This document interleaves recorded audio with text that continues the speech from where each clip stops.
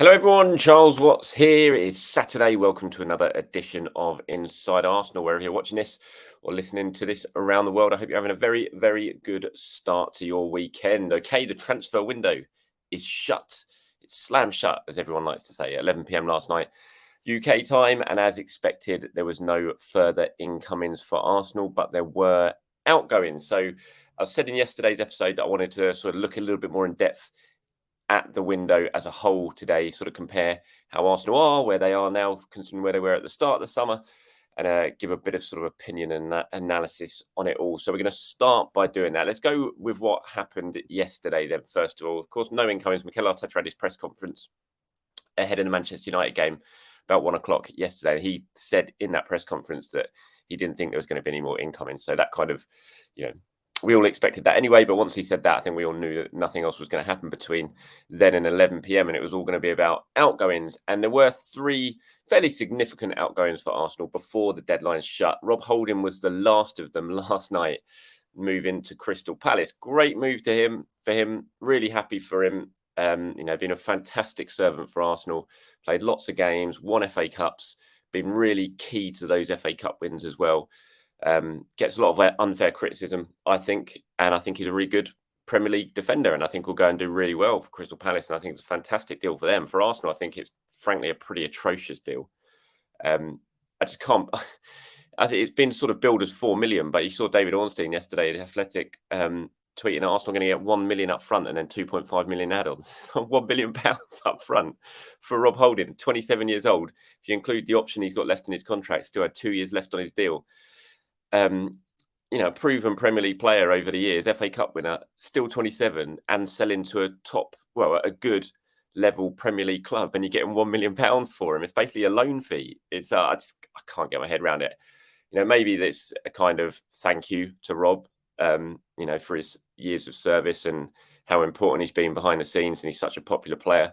So maybe that's what Arsenal have done. In one way, you can look at that. I think that's a classy move from Arsenal. But I think sometimes, and I'm never that bothered about how much Arsenal get for transfers. Like I looked at the Balogun one. Obviously, there was lots of disappointment over that. But I looked at it, still thought, £35 million. KSC will have spent a lot of money. Even when Arsenal haven't brought in much money, they've still spent. So I don't look at it as that important. But I still think you should be getting something close to market value. And, I think, who was it? I've forgotten the guy's name, but it was Forest bought a centre-back from Norwich yesterday for 20 million. An Irish international. I can't remember his name. Yeah, obviously he's younger, 21, but he's from Norwich from the Championship for 20 million. And Arsenal was selling a proven Premier League player to another Premier League club for 1 million up front. I think that's a really poor deal. I sort of looked at the Leno deal last summer and thought that was abysmal in terms of a price for a player of Leno's quality and experience. And I look at this and think it's exactly the same. I just think Arsenal, I don't quite know how KSE can kind of sit there and look at this and look at that fee and think, and they don't sort of say, hang on a minute, that's not quite right. Surely we should be getting a little bit more money for someone like Rob Holding than that. But, I'm clearly not, there's lots of people who disagree with me. I've seen everyone reacting to it on social media and lots of people seem like, they're happy that Rob Holding's gone for that amount of money.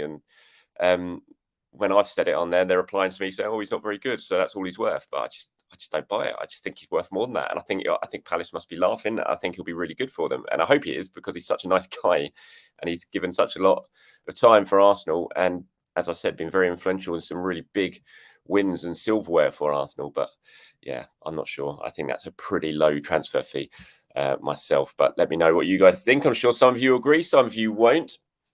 Elsewhere, Sammy Lokonga, he completed his move to Luton. I spoke about that in yesterday's video, said that was in the offing. He did complete that loan move for the season to Luton. Good move for him, staying in the Premier League. You think that's a club he's certainly going to get lots of minutes. He's going to struggle, as we saw last night. Them losing at home to West Ham makes it 3 defeats in a row for Luton. It's going to be a really tough, long old season for them. But for Sambi, it's an opportunity to play in the Premier League all season. You would think he's definitely going to get plenty of minutes there. And so hopefully that'll be good. And if he can put in decent performances, that should protect his value a little bit for Arsenal when they consider what they're going to do with him next summer. Nuno Tavares as well. He's gone to Nottingham Forest. Could be a really good move for him. All depends on Nuno, really, and what Nuno turns up. If it's the one who's got his head switched on and plays well, I think he could have a really good season for them and make a big impact because I think he's a good player and he's got lots of really good attributes. But if it's the Nuno who goes there and loses his head a little bit, and then he might well struggle. And Forest have signed a lot of players. I think they signed 7 yesterday, so there's going to be lots of competition for places in that Forest squad, and it all depends on how he gets on there. There's no option in the Lokonga deal; it's just a straight loan. There is an option included in the deal for Nuno Tavares of around £12 million next summer, if Forest want to trigger that. So yeah, we shall wait and see if they do. This one I just thought quickly. Obviously, it's not a massive deal, but I just thought it was a really interesting one. Arthur Okonkwo joining Wrexham. I do have a question about Okonkwo, actually, or kind of about the loan system that I'll go through at the end of this episode. So, but yeah, just an interesting one. He had such a good time in Sturm Graz last season on loan in Austria. There was lots of interest in him throughout the summer, but he's ended up going to Wrexham. Which is I think it's a really interesting move. You're going to get lots of exposure there. The thing, I mean, this is basically the end of Okonkwo, unless something dramatic happens at Arsenal, because he's only got a year left on his contract. This is a season-long loan, so it's just basically playing out his contract before moving on a free next summer. But for him as a player, I think it's a really good move. They're going to get lots of exposure there. We all know what Wrexham's all about, and what the owners are like, and what that brings to the club, and the spotlight that brings on the club. So if Okonkwo can get a good move there, I've had a lot of people saying, why has he dropped down that low when he had a really good season in Austria? But I think you've got to take the club into account here, and the spotlight and the exposure into it all. And I think that's played a lot of part. Well, I know that's played a big part in the thinking of Okonkwo and the people who look after Okonkwo in making this move, because it's just going to, when you're in Austria, you can play really, really well, but you can kind of just be almost forgotten about over here because you're over there, you're not in the spotlight, you're not on TV. And so it's very difficult for people to sort of be able to concentrate on you, and for you to be at the forefront of everyone's minds. But if you're going to Wrexham and you're going to be on TV a lot, because they will be, because it's Wrexham, he's going to be at the forefront of everyone's mind. So I think it's a very clever move for him, and it might end up, really paying off and being beneficial for him. And good luck to him as well. Okay, right. So the transfer window as a whole, here the brilliant Sam Dean, who you all know, I'm sure, has been on this channel a few times, has sort of broken this down here in terms of Arsenal's transfer window and how it concluded. So including add-ons, Arsenal spent around 210 million on transfer fees this summer. Of course, we know who they're for when it's Declan Rice, Jurgen Timber, David Raya, and Kai Havertz, and generated around 80 million through sales. So that's a net spend of around 130 million. That puts Arsenal second in the net spend table. Chelsea obviously way out in front. Then Arsenal 128 million, United just behind 127, Spurs just behind them, and then Bournemouth coming in fifth in that table. So that's a big outlay again for Arsenal. They did bring in some money, not as much money as they probably wanted, but it's a very big outlay. The huge fees they paid for, Declan Rice especially, but Kai Havertz as well, has sort of started off the window. And I think there was a lot of excitement about what Arsenal did at the start of the window and getting those players in. This is the problem of getting your business done early, and your significant business done early, is when you don't then add to it later on in the window, people look at things very, very differently and sort of judge the window very, very differently. I think if it had sort of flipped around a little bit and Arsenal had signed Declan Rice and David Raya and Kai Havertz, everyone like that, right at the end of the window, there's probably going to be a little bit more excitement about how it feels. But right now, I can sense, and I can absolutely understand the sense that maybe Arsenal have left themselves a little bit short in this window. They have made some pretty significant sales, which they wanted to. Granit Xhaka to Leverkusen, and especially following Balogun to Monaco, with the big sort of sales in that. There was plenty of other moves gone on. Pablo Mari, Matt Turner, plenty of other players have moved on as well. But those are the two really big ones for Arsenal, and that is what's helped sort of bring in around 80 million. I think the big one that they didn't get, which they'll be really disappointed with, is still Kieran Tierney. Obviously, they've got him a good move over to Sociedad. You would hope that's a move that still protects his value, and they will be able to bring in money for him next summer should they sell. But they would have started this window, well, I know they did start this window, very much expecting to sell Kieran Tierney and get big money in for Kieran Tierney that could go down into the accounting books. In fact, that hasn't happened. I think it's going to be definitely a little bit of a disappointment when they look at it and they put everything down on the balance sheets. And when you look at the squad with those departures, I think it's really tough not to think Arsenal are short going into this season. Certainly the first half of the season, we've got to go up to November now. The Champions League fixtures are out, of course. The Carabao Cup's going to start up again. You look at that squad, that if you're watching this on YouTube, you can see it in front of me there. I've got the squad list up there. I think it's short, especially in the defence there, because two of those players in that list, you've got Saliba, Ben White, Gabriel, Timber, Kivior, Cedric, Tomiyasu and Zinchenko as the defenders. But you can strike a line through Yuri Timber, obviously, because he's injured and not going to play again this season. And you can pretty much strike a line through Cedric Suarez, who, although he didn't get a move yesterday, there was plenty going on with Cedric. And I still think he'll probably go. Whether that ends up being a contract termination or there is options with other windows from any other leagues still open for the next couple of weeks or so. I look at it, you're basically there. You've got Saliba, White, Gabriel, Kivior, Tomiyasu and Zinchenko, and that's it. As your defensive options, you do have Declan Rice who can play there. Obviously, we've seen Thomas Partey playing at right back recently, but sort of purely defensive options, just Saliba, White, Gabriel, Kivior, Tomiyasu and Zinchenko. And when two of those are Zinchenko and Tomiyasu, who we all know struggle injury-wise and pick up injuries at a fairly consistent rate, I think it's a big, big risk. It's not much more I can really say about it. I just think they've taken a risk. The fact that they've got rid of two players in the squad. They've signed Timber, obviously, who is injured and out for the season, which is a real blow and really unlucky. But he is injured, and they've known he's been injured for a long time now. So they signed him to add. They've ended last season, and I think we all know that defensively, with the injuries to Tomiyasu and Saliba, they ended up being a little bit short defensively, and ultimately that did cost Arsenal, no doubt about it. And so they went out and signed Timber, who could provide cover in lots of different areas across the back line, which is great. But now he's injured. And then on top of that, Holding, who played about 15 games in the Premier League last season and more in Europe, probably well into his 20s in all competitions last season, and Tierney, who was into about 33 games last season, have both left. So that's two players you relied on heavily last season, have gone. You've lost the player that you brought in to a season-long injury. I just think they're really short. I really do. I think it's a really risky gamble from the club to sort of go through this first half of the season with those players. And, I'm sure Mikel Arteta would have wanted another face in, another body in. I know he spoke about it in yesterday's press conference a little bit, but and he said all the things that you would expect him to say, but I still think he would definitely wanted another body in. But for one reason or another, Arsenal didn't go out. They obviously didn't find someone they thought worked.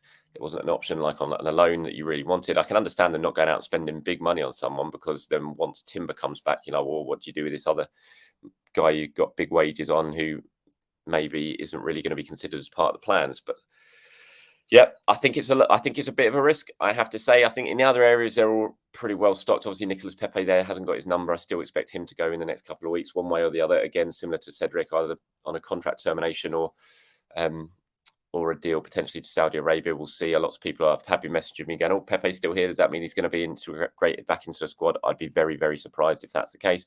I think everywhere else, I think they're well stocked because of the versatility they've got and the positions that everyone can play. I think in midfield and the forward line, they're pretty solid. They're pretty good. But it's just in defence there. I think they've left themselves short. And if they get a couple of injuries, and we know it can happen like that. We saw it last season in that Sporting game when Tomiyasu and Saliba both went down within the space of 10 minutes and were both ruled out for the remainder of the season. It can happen so quickly that you've got to protect yourselves from those sort of things, especially if you're really going to try and push Manchester City and have a successful Champions League campaign. So fingers crossed it doesn't come back to backfire on Arsenal. But when I assess the transfer window right now, I think they've done some good stuff. I think they've signed some good players, but I think they've left themselves a little bit short. I think they needed more. And I think they needed to react to the Timber injury better than they have. So let me know what you guys think. If you agree with me or don't agree with me, let me know, as always, in the comments below. Okay, I'm going to talk about a few questions and comments that have been sent in to me now before I wrap this one up. Here's one from Aaron Alexander. It says, our system of loaning players has fallen apart recently, I must say. Departures of Okonkwo from an Austrian first tier to fourth tier of England football seems like Arsenal just offloading youngsters because they can't handle them, all of the youth teams, rather than finding them a decent team to grow, compared to Man City or Chelsea, who have good connections with teams abroad and lower tier the league to send on loan. Arsenal still not developed much when sending youngsters out. Look at what happened to Aziz, Flores, Rakik, Birif last season. We still have Aziz, Walters, Kozia, Dubry in the under-21s who can use some minutes in the first team or loan rather than sitting down here. Arteta really gives youngsters a chance. So it's quite a long one, but thank you very much for that. Yeah, I'm not sure I 100% agree. I think Arsenal put a lot of work into the loan department and how they do it, and I think they've had a lot of success. I mean, the Balogun one is hugely successful. They picked the right club. They sent him out. They got a massive loan fee. They got a massive fee for him in the end, I think, and that's what the sort of thing when you point to what Chelsea and Man City do. I think Balogun, worked out right. Even Joe Willock as well. They sent him out on loan to Newcastle. He was the last really big significant fee that they got from that. Some of the youngsters, yeah, I can see the Okonkwo one I've already touched on, and I think when you say Arsenal just offloading youngsters, this was a move that Okonkwo and his people wanted for him. They knew he had a successful time in Austria. They were looking at what they were going to do this season, but they just felt that in Austria he was just out of the spotlight a little bit, and it's like easily forgotten. And they looked at this, and they looked at Wrexham, and they felt this was a really good, positive move. It's going to give him a lot of publicity, going to keep him in the public eye a lot more, and that's effectively going to help him get his move. Some of the other players there you talked about, yeah, we'll see what happens with them. I still think there's an opportunity maybe for some of those to progress. I mean, Miguel Aziz, obviously, I just don't think Miguel Aziz is as good as some people thought he was fairly recently. I think he's a decent player, obviously, but it wasn't long ago people were calling for him to be in the Arsenal first team, and I think that that's proven to be a pretty off the mark shout, to be honest. And I think some of the other youngsters that are going through, the really good, talented youngsters that Arsenal have got at the moment, I think they might just be a little bit too young for a loan, especially when you look at Lewis Skelly, Wanyeri, Kozia Dubry. I just think they're just a little bit too young for a loan. I think maybe they'll stay one more season in the under-21s and then go out for a loan. Raul Walters, I thought might well go out, but I also look at what Arsenal have got defensively now and how short they are, as I've just spoken about. And I think Walters is probably the one player in the current youth setup who is very, very close to making his mark in the first team and being given opportunities in the first team. Physically, I think he's ready. I think you look at him, and I watched him closely during the run to the Youth Cup final last season, and he just looks ready to step up. Zinchenko was talking about him the other day to Rio Ferdinand, and he named him as the player who was next, who was ready to sort of next make his mark in the senior team. And he talked about a time, was it Thomas Partey? It was someone that they went into a 50-50 in training, and Walters just absolutely shrugged him off and left him on the pitch. He was so strong. So I think he might well be an option rather than going out on loan this season. I think given Arsenal's numbers defensively, they've probably looked at that and thought, no, we're going to keep him around and have him as a possible first team player this season. But thank you very much for your comment there. Here's one from Carlo. Says, same thing I was thinking, Charles. We are taking a risk going into the season with only 6 defenders in the squad. Disappointed they didn't add someone to give us depth. We have to hope no serious injuries before January or we will be struggling. Maybe Arteta is thinking of giving someone like Walters opportunities in the Cup and some other games. If he can make an impact like Rico Lewis did last season with City, then that will be a masterstroke. Yeah, like I said, I think out of all of them, he is the one who is very, very close to making that mark. And Mikel, I know, does really, really rate him. The coaching staff rate him. And it wouldn't be at all surprising if we do see Walters start getting some minutes this season in one of the competitions, whether that be the Premier League. I don't know. That would all depend on injuries. But I think, like you said, Carabao Cup, it feels like a good opportunity to really start seeing if Walters can make that step up to the first team and make the sort of impact that we saw Rico Lewis do for Manchester City as well. But yeah, I agree. I think Arsenal are a little bit short defensively. Here's one from Lance. Says, hi, Charles. Lance here from India. I think our squad is weaker than last season. Defensive definitely short after Tierney's own deal. Informed Xhaka has been replaced by Havertz, who's clearly struggling for confidence. Declan and Timber, great signings, but now we only have one of them. We lost the league last season because of injuries to our defence. Yeah, and there's not really much more I can add to that. I've already kind of said it, and I agree. I think the squad, I don't know if the squad's weaker. I'm not sure it's stronger. I think the addition of Declan Rice obviously gives Arsenal options. You can play him in midfield, you can play him in defence. So, and I think that's great. I do think Havertz will prove to be a good signing. Again, he can play in a number of positions. The Timber injury is just a huge blow. Absolutely a huge blow. But yeah, so I'm not sure. I definitely don't think it's stronger. The departures of Tierney and Holding, as I said, I think the defence is 100% weaker. I really do. And I think that could be a big mistake. I hope it's not. But if we see someone get injured for a significant amount of time, I think that could be a big, big mistake. Here's someone who doesn't agree. Said, really good summer for Edu, who had a lot of doubters at the beginning of the window. Still some work to do today, but got the incomings done quickly and was able to sell players like Xhaka, Balogun and Holding for excellent value. Only blemishes have not been able to sell Tierney or Tavares permanently. I definitely don't think Holding's excellent value. As I said earlier on, I think Xhaka and Balogun, those were decent deals.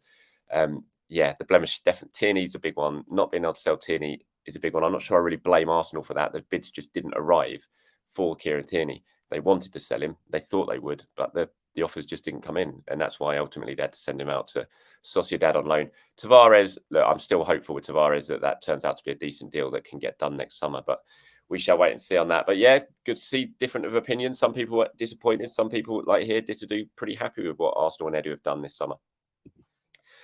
Okay, before I go, I just wanted to touch on this. I don't know if you saw it yesterday, the press conference. Mikel Arteta I couldn't stop laughing listening to him when he was talking about his way to work explanations are reported about when he was asked about the questions about formations and things like that. And he started talking about how there was 43 different formations against Man City in the Community Shield. There was 36 last season. It's a surefire way of annoying a manager is when you question their tactics and their formations and things like that. And Mikel really went for it yesterday.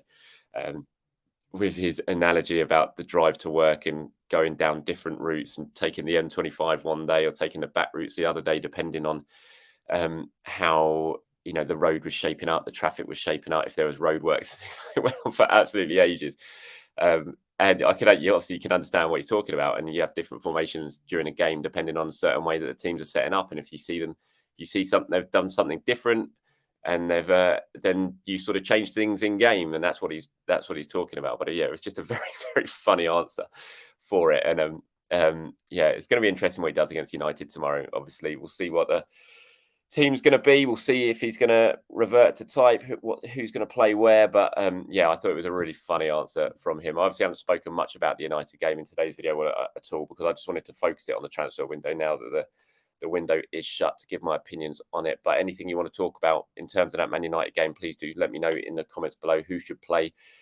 So many questions for Mikel to answer. I'm going to be really intrigued to see that team sheet when it comes out an hour before kickoff tomorrow. Who's up front? Who's in midfield? Who's in defence?